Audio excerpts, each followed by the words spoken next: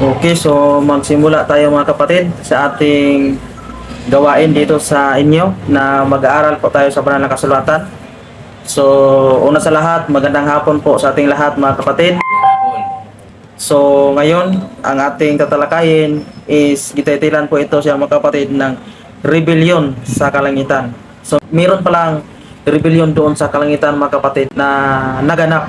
So, ngayon, yan ang ating tatalakayan kung bakit merong pag-rebelde doon sa kalangitan na naganap. Ano kaya ang nangyari? So, yan ang ating tatalakayan ngayon mga kapatid sa ating pag-aaral sa banal na kasulatan.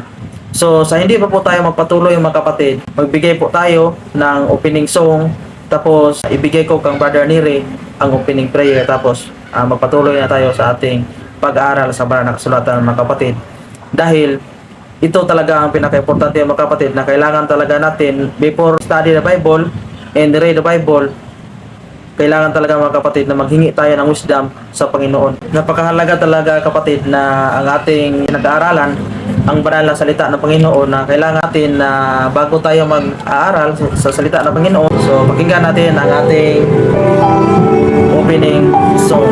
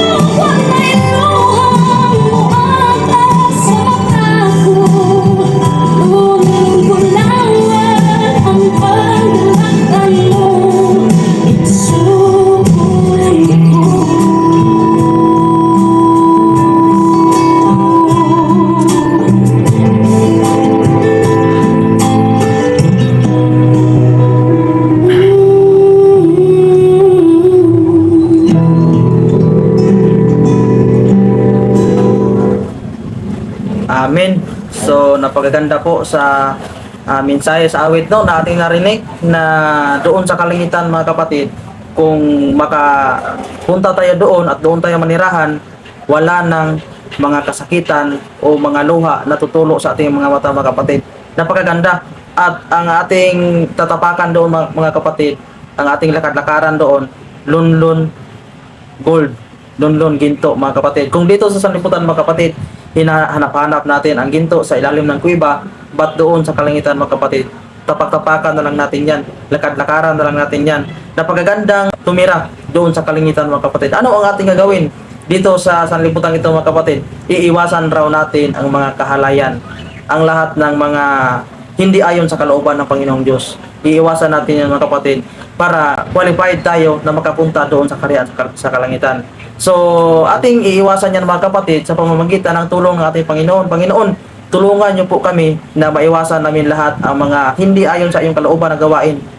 Yan talaga ang ating gagawin mga kapatid, na maghingi tayo ng tulong sa Panginoon upang maiwasan natin yan. Dahil hindi natin kaya kung tayo ng mga kapatid. Hindi natin kaya kung wala ang Panginoon. Kaya kailangan talaga natin ang Panginoon sa lahat ng panahon sa ating buhay mga kapatid.